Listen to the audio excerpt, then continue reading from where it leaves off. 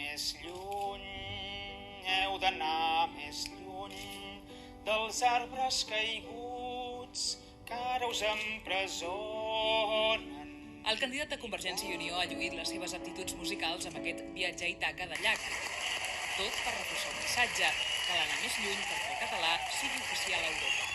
Proposarem en aquest sentit que el govern espanyol, que és qui ara té la competència per fer-ho, doncs modifiqui el règim lingüístic de la Unió Europea per tal que el català pugui ser reconegut oficialment. Per aconseguir-ho, Tremosa també s'ha compromès a buscar el suport de la resta d'eurodiputats catalans. Per la seva banda, Artur Mas ha defensat que l'economia i la cultura catalanes s'han de situar al món per tenir menys lligams amb Madrid. Aquest himne d'Europa ha estat al final, amb la filla i la neboda de Tremosa entre els intèrprets.